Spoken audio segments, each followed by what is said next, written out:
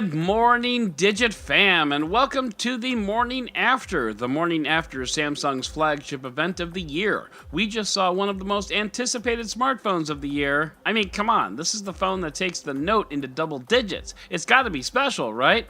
Well, we'll get to that, along with a special guest commentator from the floor of the show. But for now, it is August 8th, 2019, and this is your Digit Daily.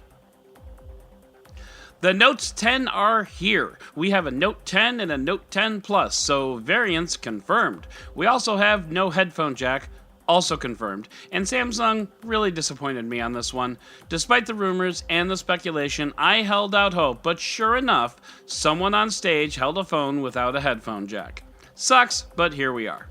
Now, I want to tell you more about the Note, but this month we're doing something fun. We're bringing in some outside help in the form of guest commentators for the Digit Daily.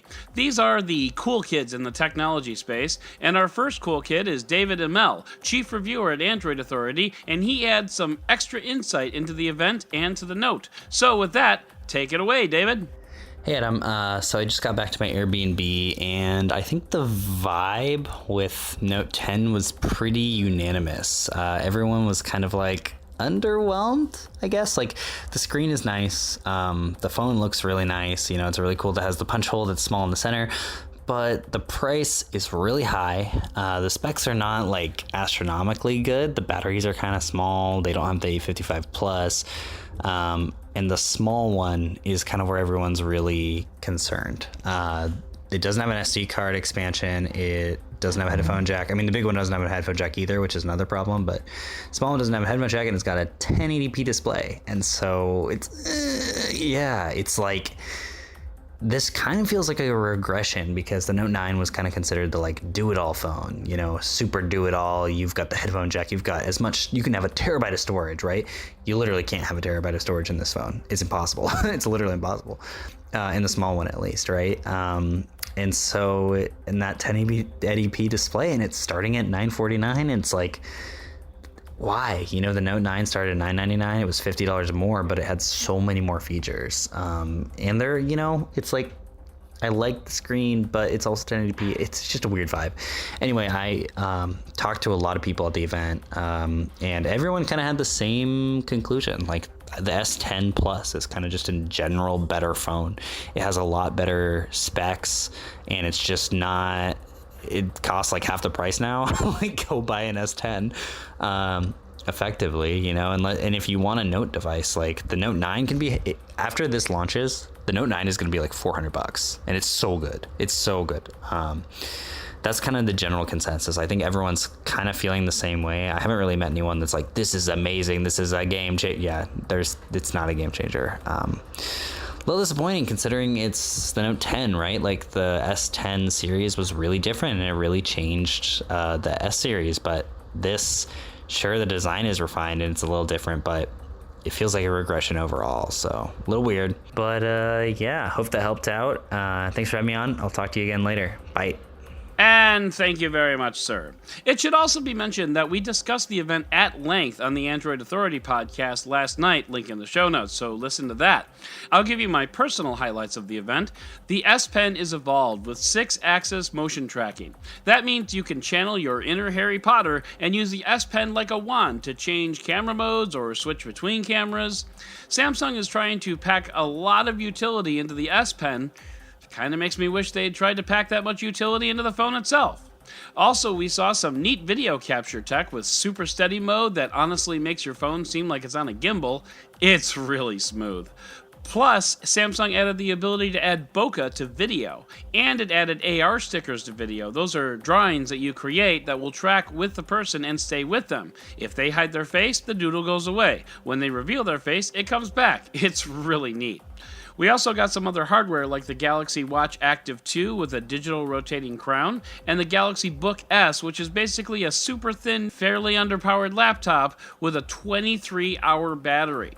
That's not a typo, 23 hours. But it also costs $1,000, so there's that.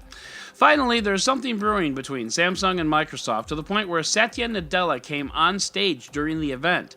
DeX and Windows are going to be working closely together for some time, including the app mirroring we started hearing about a year ago. Whether or not it's just going to be Samsung or all of Android remains to be seen. Overall, the Note itself was underwhelming, but there were some cool nuggets coming out of Brooklyn yesterday. I'm especially interested in those video features. Once again, you can hear more about the event on the Android Authority podcast, which dropped last night, but for now, it's time for the roundup!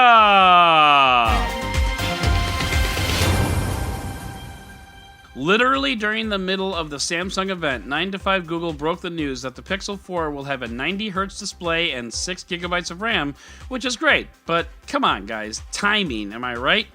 Anyway, these are both steps up from the previous generation of Pixel, and while the screen pushes the boundary on normal today, the RAM is still underwhelming, and what's up with that? India is in the process of trialing 5G infrastructure, and it hasn't decided if Huawei will be invited to the party yet, and I'm going to quote the Android Authority article here, quote, "During the meeting, Chinese officials reportedly talked to India's ambassador to China about the U.S. trying to keep Huawei out of 5G infrastructure worldwide. The officials also said that there would be reverse sanctions on Indian firms doing business in China if India blocks Huawei due to pressure from the U.S. But no, the Chinese government is definitely not connected to Huawei in any way. Thanks for clarifying that. Apple released 4 ASMR videos playing off the A in ASMR like Apple SMR. I never really got into the whole ASMR thing. For those not familiar, they're videos which are supposed to soothe you with things like whispering and tapping, things like that. Here's a clip from one of the videos. Should you be walking along a beach in Nesquin, Oregon, you'll see countless monoliths rising up from the sea as the waves drift effortlessly around them. Mists in the distance hide some from view.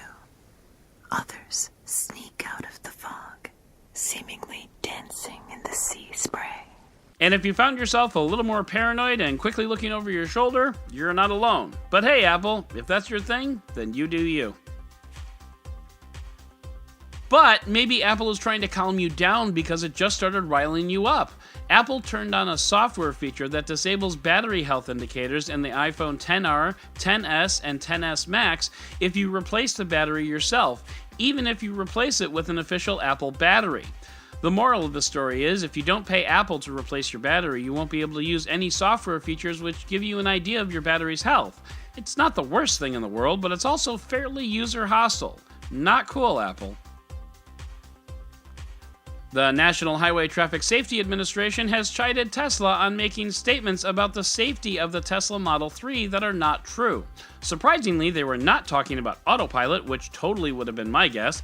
Now, I hate to yada yada this thing, but long story short, Tesla shot back and said, "Nah, bro, we're using your data and we're the safest." And the NHTSA is like, "That's not how it works. That's not how any of this works." Check out the link in the show notes if you want to get more detail. Let's just leave it to they're both right and they're both wrong, and I like inserting YouTube clips into podcasts.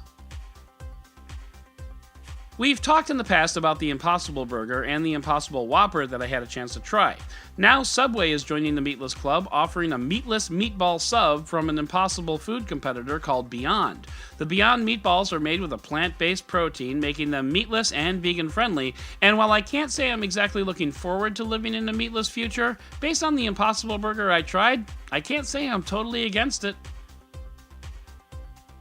And finally, one Japanese man created a YouTube channel 8 years ago and started posting videos of him feeding stray cats. He posted at least one video every day, even more at times. Today, his YouTube channel hosts over 19,000 videos, and most of them have less than 50 views. These videos are untitled and honestly, I'm sorry to say, fairly uninteresting, but it's nice to see one man caring for cats in his neighborhood pretty much daily. Just not nice enough to subscribe and certainly not enough to smash that bell. So that's going to do it for today's Digit Daily. If you'd like to learn more about any of these stories, check out the links in the show notes and subscribe to our daily newsletter on digit.com. And if you like what you heard, subscribe, leave a review, and don't forget to tell your friends about digitdailypod.com. Once again, I'm Adam Dowd, Dead Technology on Twitter, and we'll talk again tomorrow.